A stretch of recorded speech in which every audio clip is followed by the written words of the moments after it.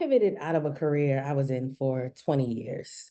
I'm talking bachelor's degree, master's degree, clinical license, all of that. And I pivoted out of the field because it burned me out. Let's just be honest. It burned me out. And one thing I recognize is that when we notice we are burnt out, or when we notice that it's time for a shift, a lot of times we feel stuck. A lot of times we feel stuck. And what I know after having made my pivot out of that field into a new one is that oftentimes when we feel stuck, it means we need to make a choice. So let me introduce myself. My name is Jalon Agnew. I'm a licensed clinical social worker, and I shifted out of the field of mental health and social work into the field of coaching, consulting, and speaking, and it has radically shifted my life. It shifted what I'm able to do. It shifted where I'm able to live. And I just want to share with you what I've learned about pivoting, the good stuff, the bad stuff, the ugly stuff, and the moments of triumph. So what did I learn? Here's number one.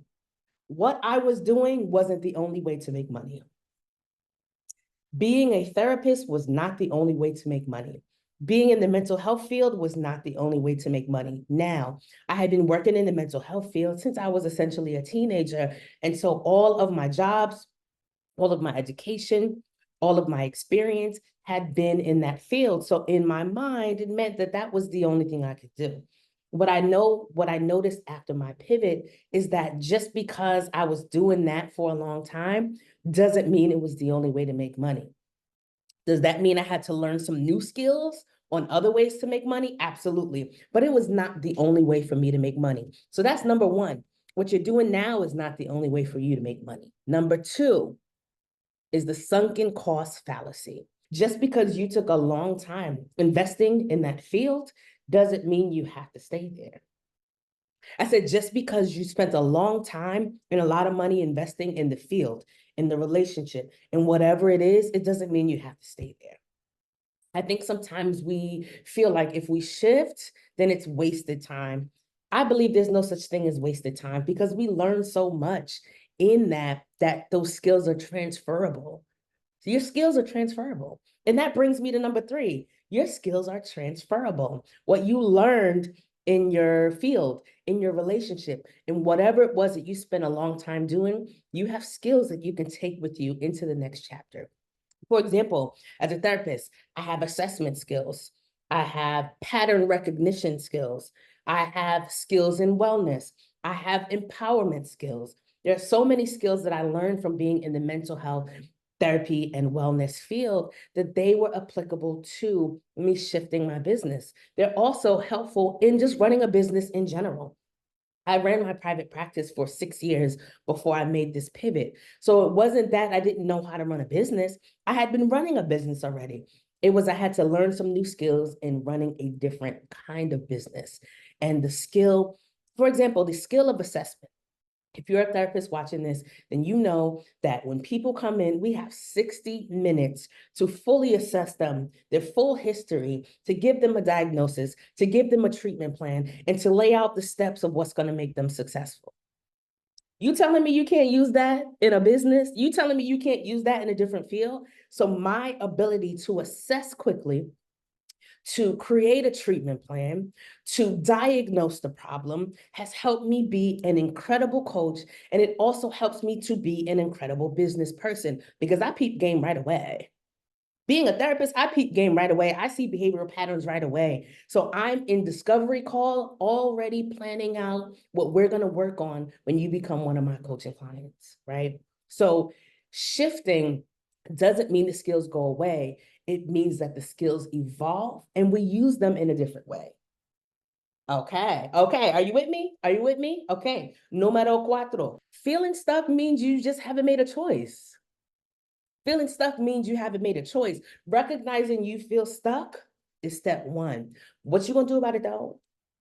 And let me say this too, because as a therapist, this is what I heard a lot of. Complaining. Complaining is not a step.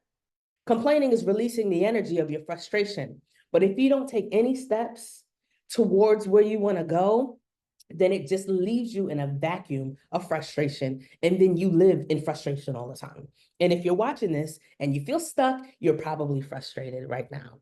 So being stuck means you need to make a choice about what do you want next for your life? What do you want your life to feel like? What kind of people do you want around you? What kind of money do you want to make? What kind of freedom do you want? A lot of my choice of leaving therapy had to do with freedom. Technically, legally, you can only practice therapy in the state where you're licensed. You have to physically be in that state, and your client has to physically be in that state. I wasn't trying to stay where I'm at. I actually moved to Mexico about 10 months ago from Connecticut, USA. Had I not shifted out of therapy, I still would have had to legally be in Connecticut while my clients are in Connecticut. So a lot of times, freedom is a part of that choice. What does your life look like when you achieve that freedom? And when you make your choice, it doesn't mean you need to completely figure everything out. It means you need to make one step in the right direction. I don't want to do this anymore. Boom. Okay. The choice then is, what do I want to do? What are my interests? Who can I talk to? Right? Who can I get on the phone and be like, tell me about your field? Tell me about what you do day to day. What does it look like to start moving in the direction of creating something brand new for you? Step number 5, failure is your best teacher. So many times I see people avoid or attempt to avoid failure. When failure teaches us everything we need to know, I see failure like calibration. When I fail, it helps to kind of jolt me into reality of either I'm not speaking to the right client, either I'm not creating the right product, or maybe this is not what I want to be doing anymore. And so there are blockages because this is not what I'm supposed to be doing. When you fail, it means it's time for further assessment. It doesn't mean stop. It doesn't mean do something completely different. It means assess what you're doing and get back into alignment. So recognizing failure and rejection as your teachers helps you in this journey. Failure is a part of it. You're going to fail. You're going to fail, as I have failed many times. But in my failure, I learned how to become better. My failure has helped me see who supports me and who does not. Those are all things that you need to be successful in whatever you do next. So the next time you fail, I challenge you to celebrate yourself. The next time you get rejected, I challenge you to celebrate yourself, because that means you're going in the right direction of making a choice about what you're going to do next. Number 6, faith is a life strategy. Faith is a life strategy. It's a business strategy. It's a career strategy, but faith is a life strategy. Here's what I see. People talk a lot about faith, but they don't exercise faith. Because no. You said you believe, right? You talk about your higher power all the time, yet have you exercised your faith? Faith is a practice. Faith is not just a concept that you write about and you read about. Faith is a practice that you do. Have you leaned into taking a chance on yourself? And I'm not saying that leaps of faith are for everyone. I'm on my probably 5th leap of faith in my adult life. And every single time I land, every single time I learn how to fly, every single time I fail, and every single time I learn what is going to take me to the next level. So faith is a life strategy. Exercise your faith. Stop talking about it. We are tired of hearing you talk about faith. Exercise your faith. Practice your faith. Lean into doing things that make you uncomfortable. Success is outside of your comfort zone. Faith is a life strategy. Number 7, your identity is wrapped up in whatever you're doing right now, especially if it took you a lot of years to get there. Your whole identity is wrapped up in that shit. So as a therapist, my whole identity was wrapped up in being a therapist and being a helper and being an advocate and all of those things. Learning that my identity was wrapped up in it means I had to create a new one if I was going to make a pivot. When we create a new identity, there are a range of emotions that we have, because with any change comes a range of emotions. There will be grief, right? If I was working towards and working as a therapist for 20 years and I decide to pivot, there's going to be grief. There's loss. There's sadness. There's tears. There are a lot of emotions that come up. So recognize that you'll have to create a new identity. You'll have to shift into a new identity, and it will cause you to have intense emotion. So what I mean by starting a new identity is, let's say you want to shift in your career or shift in your business or even shift out of a relationship, right? What does that look like? Who do you need to be in the next iteration of your life to create what it is that you want? So for example, shifting away from being a therapist into a consultant, coach, and speaker, that means one, I had to stop calling myself a therapist.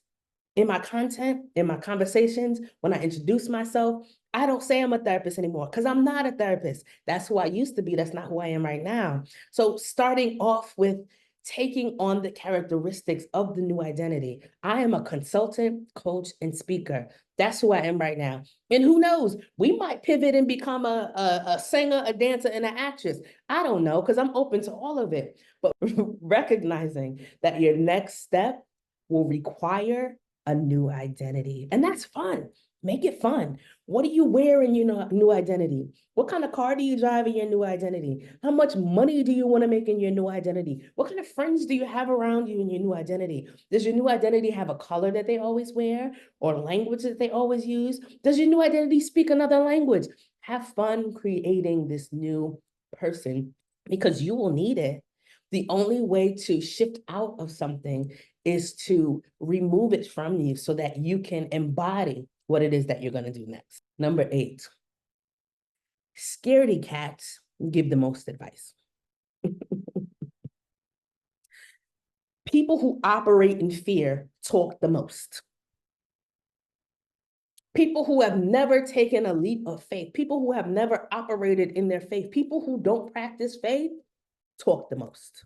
Recognize that if you are looking for mentorship, you need a mentor, a teacher, or a coach who has done what you want to do, or they're in the process of creating what you want to create, right? We have to be careful taking advice from people who operate in scarcity and fear. Sometimes it's fear under the guise of advice. So number 8 is stop listening to scaredy cats.